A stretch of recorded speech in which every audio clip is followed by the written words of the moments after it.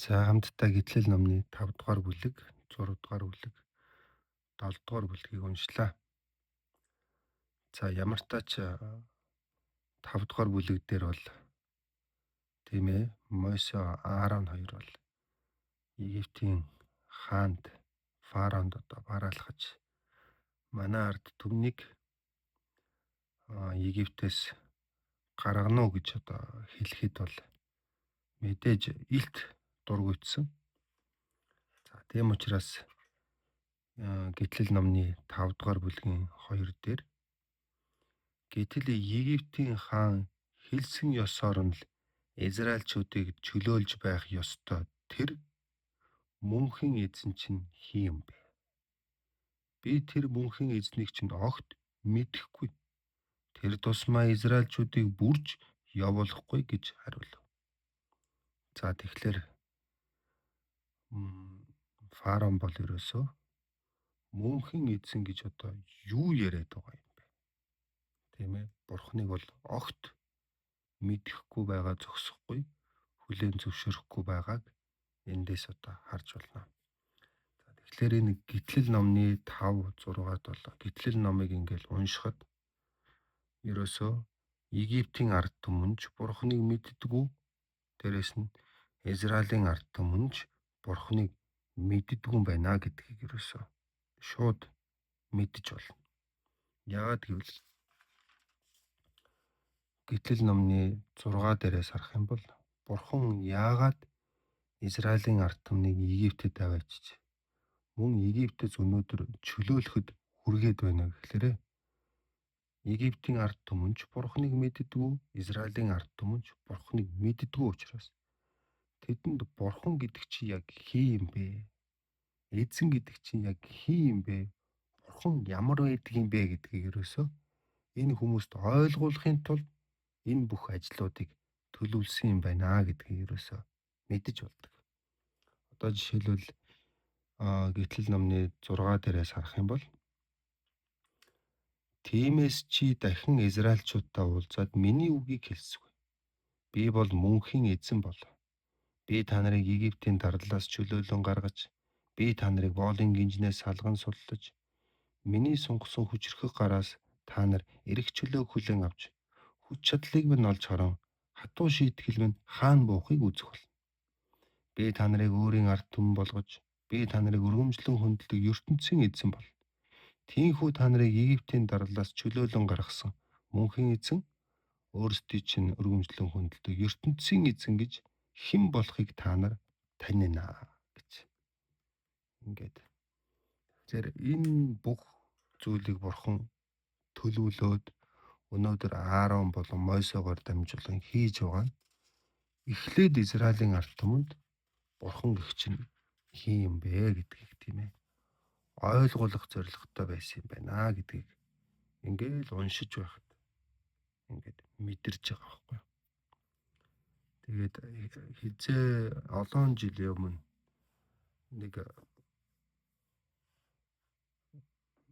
пастор надаас бас асууж байсан. Хамгийн чухал итгэл ямар итгэл вэ? Тэгээд тэр асуултанд тэр пастор бол Бурхан байдаг гэдэгт итгэх итгэл бол маш чухал итгэлээ гэж хэлж байсан. Бурхан гэж яг хий юм бэ гэдгийг мэдээд тэр Бурханыг байдаг гэдэгт итгэх итгэл бол итгэх итгэлээс бүх зүйл эхэлдэг юм байна гэдгийг бол маш их мэдэрдэг. Яг тэрнтэй ижилхэн Бурхан Израилийн ард түмэнд хэн бэ гэдгийг ойлгуулах нь хамгийн ихний ажил байсан учраас энэ бүх ажлуудыг ингээд төлөвлөөд хийж байгаа юм байна гэдгийг мэдэж байна. За ингээд Аарон, Мойсе хоёр бол хаан дээр очдог. За гэтэл хаан бол ерөнхийдөө бол юугээд дими юм яриад байгаа юм бэ гэдэг.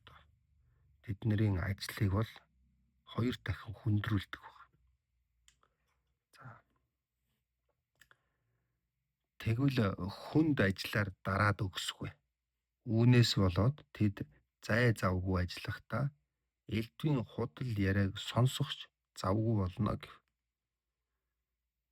За тийм учраас Египтийн хаан бол Израильчуудыг улам завгүй болгосон. Улам хүнд хэцүү ажлаар дарамтлсан. За яг энэ аргыг өнөөдөр одоо тийм ээ агаарын хүчний ноёрхогч гэж ярьдаг. Дэлхийг мэхлэгч гэж ярьдаг. Бузар сүнс гэж ярьдаг. Диавол гэж ярьдаг. Сатан гэж ярьдаг, тийм ээ. Тийм ээ. Энэ бузар сүнс бол яг энэ аргыг өнөөдөр ч гэсэн хэрэглэж байгаа. Тийм ээ, дэлхийн ертөнц өдөр ирэх тусам улам их завгүй болж байгаа.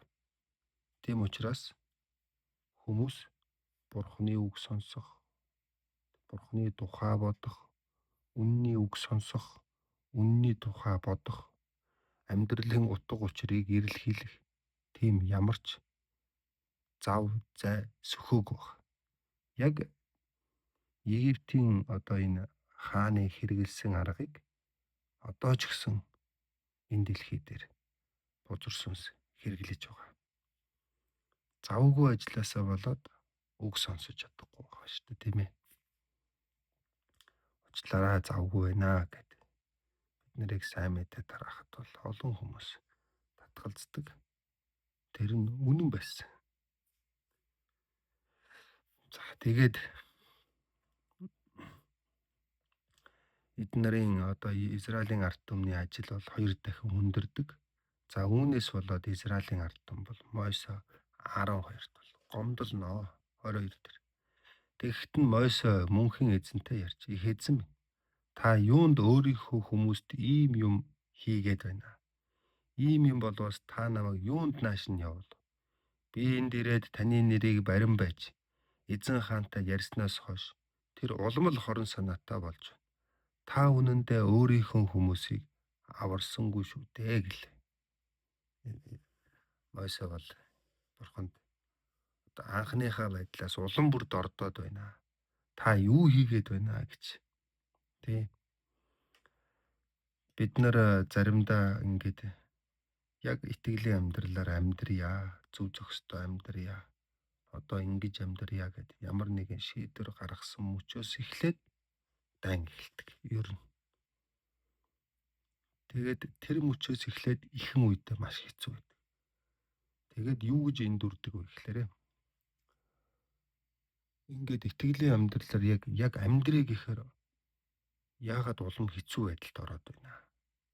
Ингэж боддог. Гэтэл та нар мэдэж байгаа эцэст нь Израилийн ард түмэн бол Египтээс гарсан. Тийм биз дээ. Тийм ээ, улам хэцүү болж байгаа нь юу гэсэн үг вэ? Бурхны тусламж тэр чинээгээр надад их хэрэгтэй байгаа. Мөн тэр чинээгээр би сул дорой байгаа гэдгийг маань одоо илтгэж байгаа юм. Тэгж гимээр би дараа нь Бурхны тусламжтайгаар, Бурхны нэгүслэр энэ бүхний ард гарлаа гэж би Бурхнаар сайрахдаг.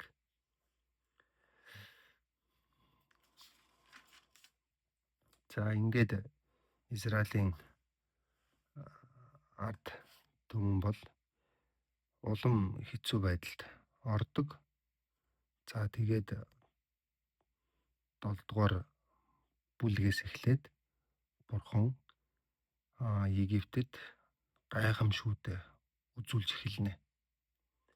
За хамгийн эхний гайхамшиг бол Нийл мөрний усыг цус болгосон. Гайхамшиг гэж хэлж болно, бас гамшиг гэж хэлж болно. Гэтэл энэ гамшигыг үзүүлээд байхад Египтийн фараон хаан бол 23 дээрээс харах юм бол Египтийн хаан ордныхоо зөв буцахдаа энэ бүхнийг юм чинээнд бодсонгүй гэж. За тэгээд Бурхны хийж байгаа ажлыг бол юм чинээ бодоогүй, тийм ээ. За үүнээс болоод явсараа байгаад энэ Египтийн хаан бол улс орноо бол сүрэлд оруулдаг. За тэгээд хамгийн сүүлд нь өөрийнхөө ууган хүүг алддаг. Бурхны үзүүлж байгаа гамшигыг юм чинээ бодоогүй. Тэгэхээр заримдаа бид нэр бас тийм ээ Бурхны надад үзүүлж байгаа зүйлд маш сонор, сэргийг, анхааралтай байх шаардлагатай байдаг. Харамсалтай нь Евтийн хаан бол тийм анхааралтай байж чадаагүй. Тийм учраас улс орноо бол сүрэлд хүргэсэн. За ямар ч тач энэ Эцэл номны 5, 6, 7 дугаар бүлгийг хамтдаа уншаад жаахан ярилцлаа. За та бүхэн ч гэсэн Библиэтэйгээ ойрхон байж энэ Библиэс Бурхны надад өгөх гэж байгаа сургамжийг тийм ээ өдөр бүр бас анхааралтай сонсож авч байгаарай гэж одоо хүсэж байна. Тэгээ өдөр бүр Библи унших зуршилтай болохын тулд би ч хичээж байна. Та бүхэн ч гэсэн хичээгээрэй гэж одоо хүсэж байна. За бүгдээрээ сайхан амраарай. Баяртай.